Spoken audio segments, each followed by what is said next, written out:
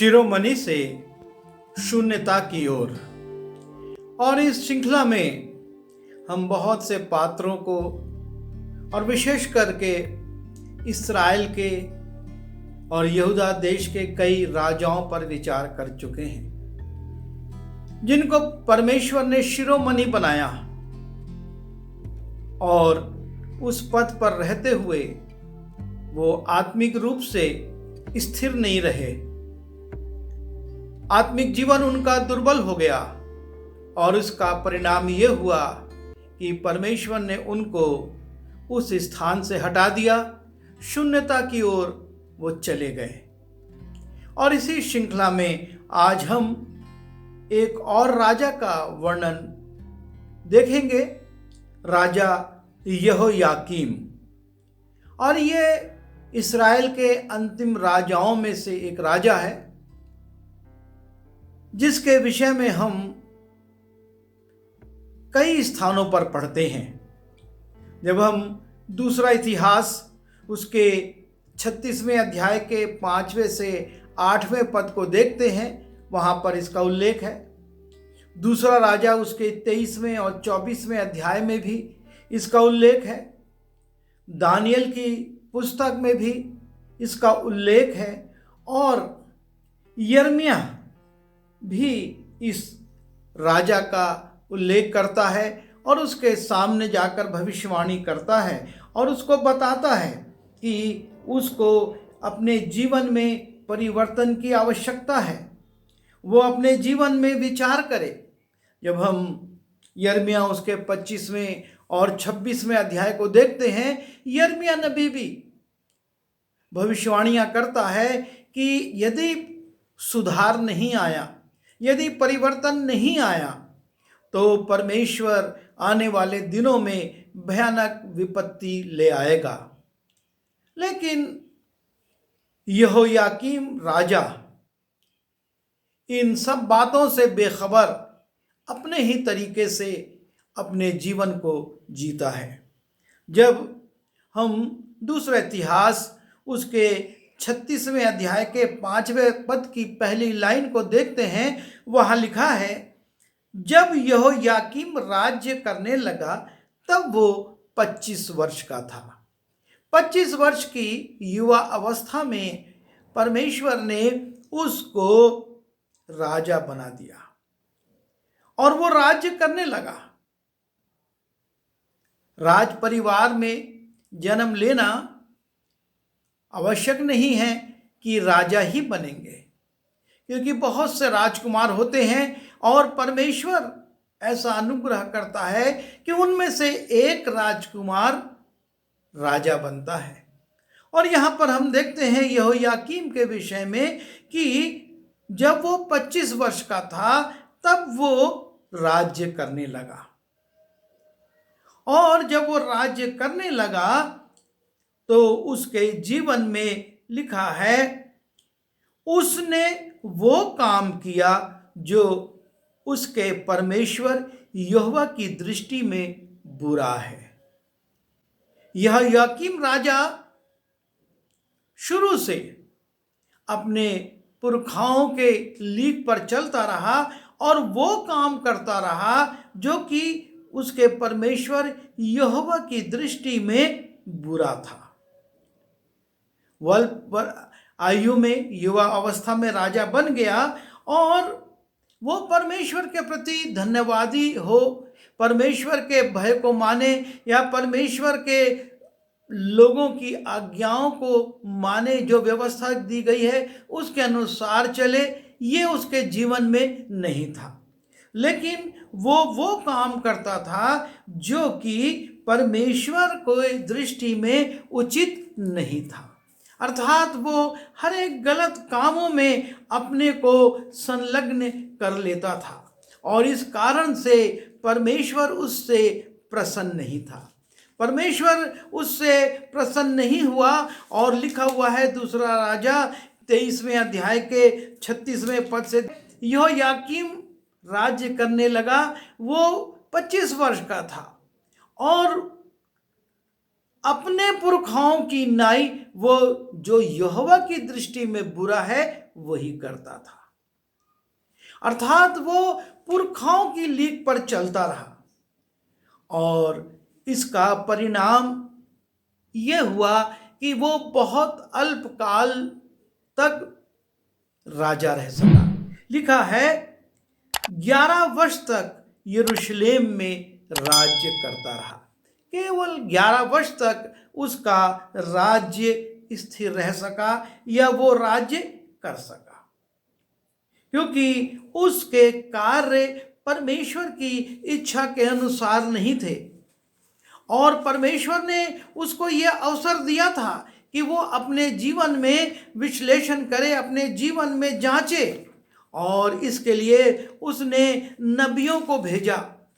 जब हम यिर्मयाह की पुस्तक उसके 25वें अध्याय में जाते हैं, वहां पर हम देखते हैं राजा यहोयाकीम के राज्य के चौथे वर्ष में, जो बाबुल के राजा नबूकदनेस्सर के राज्य का पहला वर्ष था, यहोवा का जो वचन यिर्मयाह नबी के पास पहुंचा और जिसे यिर्मयाह नबी ने सब यहूदियों और यरूशलेम के निवासियों से कहा, वो ये है।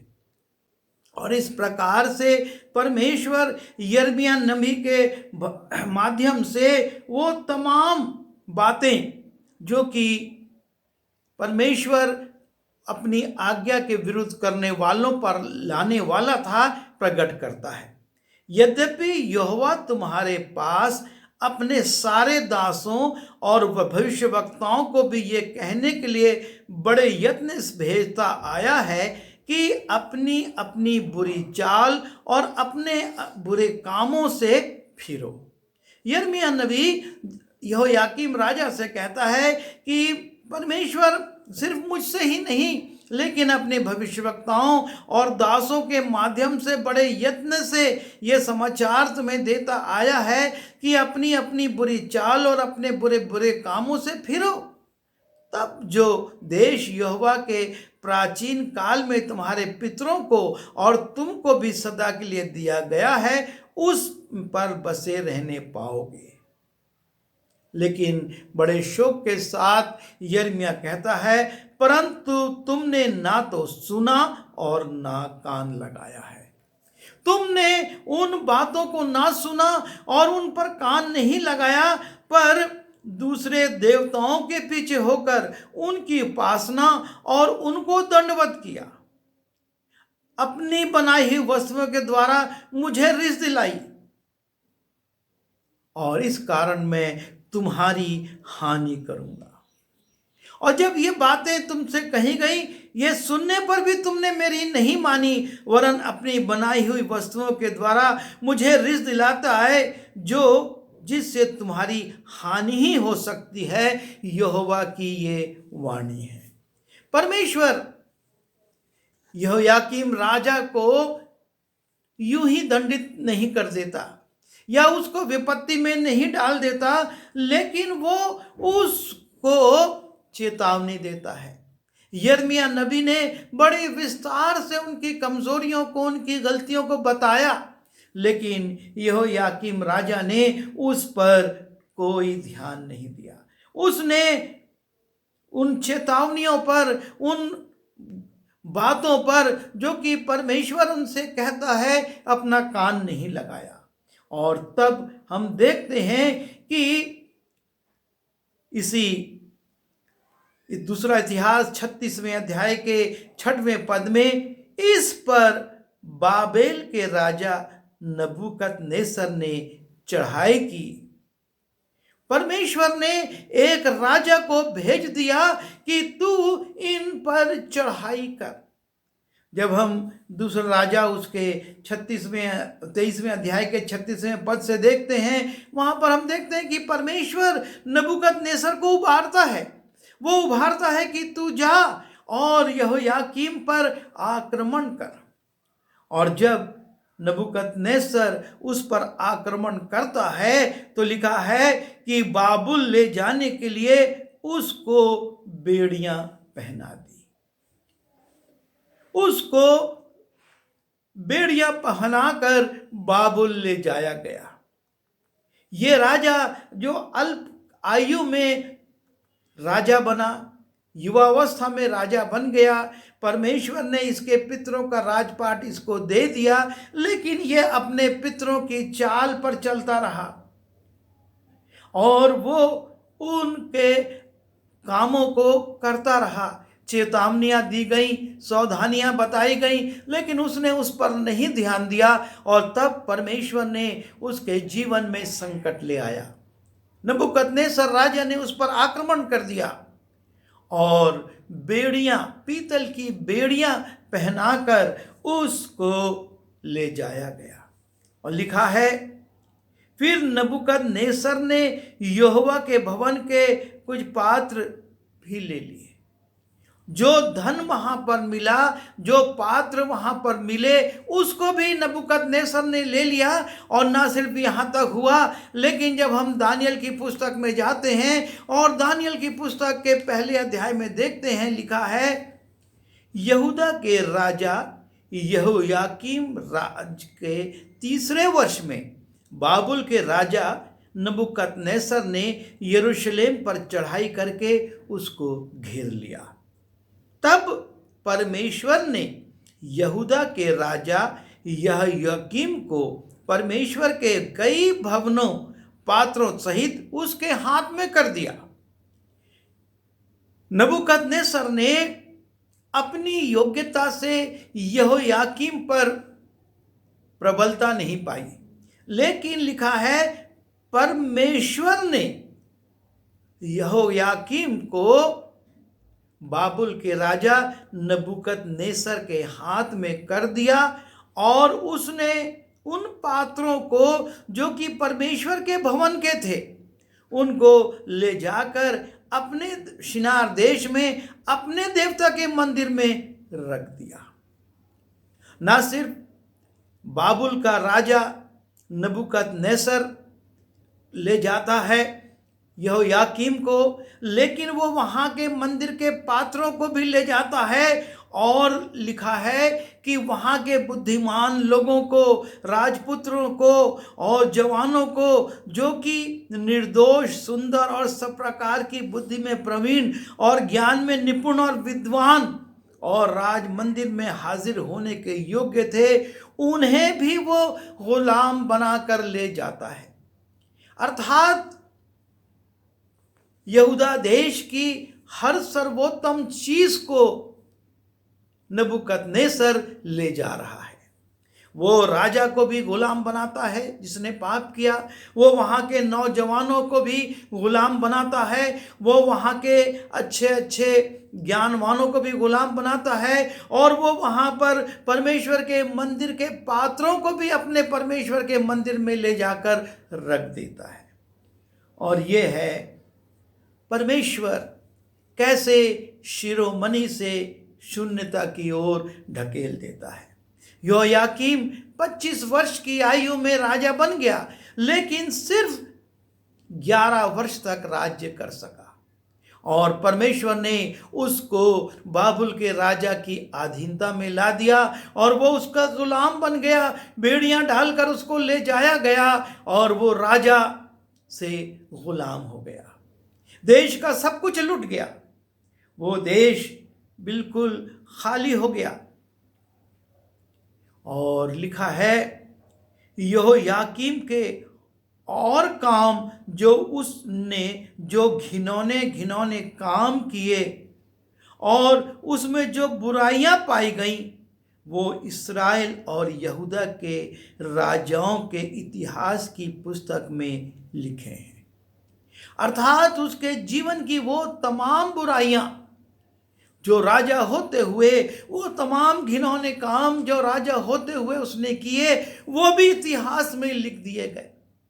ना सिर्फ वो गद्दी से हटाया गया, ना सिर्फ वो गुलाम बना, ना सिर्फ वहाँ की धन संपत्ति चली गई, ना सिर्फ वहाँ के नौजवान और अच्छे लोग चले गए, लेकिन इतिहास में उसकी बुराइयों का भी उल्लेख कर दिया गया। और ये है, परमेश्वर आशीष देता है, परमेश्वर उठाता है, लेकिन जब मनुष्य उसकी आशीषों को पहचानता नहीं और अपनी सफलता में मदमस्त होकर सच्चे परमेश्वर को छोड़ देता है, तो उसके जीवन में समस्याएं आ जाती हैं।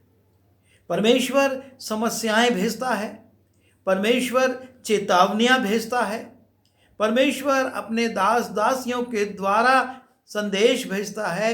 लेकिन अगर मनुष्य नहीं सावधान होता है तो परमेश्वर उसको, जिसको उसने शिरोमणि बनाया है, शून्य भी करने से नहीं ठहरता है।